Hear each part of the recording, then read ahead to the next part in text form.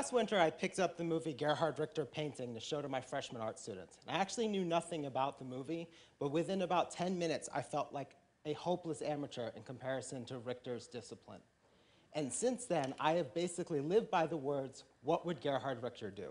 So I'm screwing around, I'm supposed to be working, I'm in the basement, I'm not focused, and then I think like, what would Gerhard Richter do? And I shut down all the browser windows and I hide my phone for a while. Now, Richter is rich, he's widely considered the world's greatest living artist. He has shows around the world at any given moment. So I can't actually teach you how to paint like Gerhard Richter, but I can show you maybe 3 things that I think can help you work like Richter and that maybe help to explain some of his success. So number 1 is Delegate. So the film opens, Richter's assistants are filtering paint through cheesecloth to get the imperfections out. And you think like, oh, Richter is one of these ultra-rich art star artists who has an army of assistants to help him make his work, like Damien Hirst or Takeshi Murakami or the late great Thomas Kincaid. But it turns out that that's not the case. Richter offloads everything that he doesn't need to be doing to his trusted assistants, but then he focuses, goes into the studio, and he works by himself with no interruptions and no distractions at all. And that brings us to point number 2, which is do one thing at a time. So productivity geeks often talk about the idea of a distraction-free writing environment. Richter has a distraction-free working environment. There is nothing in his studio besides the painting, a thing of coffee, and the tools he needs to make the painting. There's not even music playing, which is supposed to be like the stereotypical way that artists get inspiration. So, story about Mozart. Some researchers in the 00s wanted to find out if listening to classical music would make you perform better on a test. They took 2 groups of students. Group 1, total silence, does a multiple choice test. Group 2 listens to Mozart while doing it. They both scored the same, but group 2 misses something.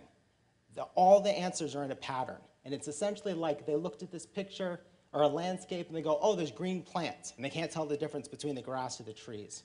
Richter needs to notice those things to make $100,000 paintings. Now, I know a lot of people that are afraid to sort of outsource anything, so I say start with your laundry. It's a colossal waste of time. It will only take $25 to have someone else do it, and then use that time to do something that you care about. It's simple, but I think this is how Richter gets 30 new works done in a year and 10 solo exhibitions at the age of 83. One note, don't use that time to catch up on Orange is the New Black. That is not getting something done. Richter's studio is what you would expect from a multimillionaire artist. Beautiful white walls, high ceilings, tons of space with great light. But it's also a gallery.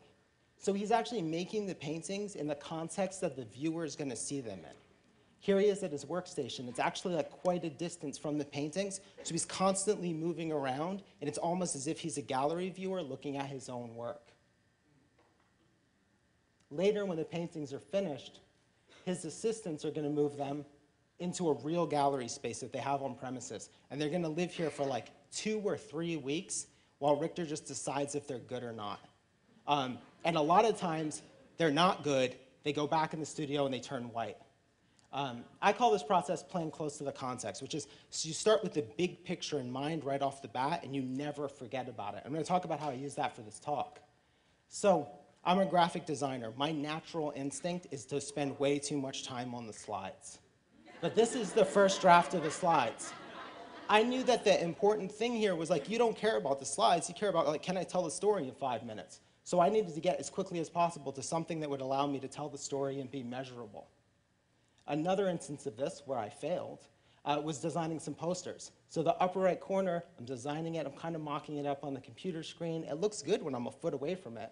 And then when I actually put it up, it's like way too quiet for a busy street. I should have made a full-size prototype, and then it would have been fine. The lower right corner there was the Instagram thing where the distance worked out fine. So those are my replay there. Delegate, do one thing at a time, play close to the context. I think that these simple things, that this is how Richter can produce over 2,000 artworks, over 200 solo exhibitions, roughly 50 books, since having a stroke in 1998 at the age of 66. And he is guaranteed to work less than anyone in this room.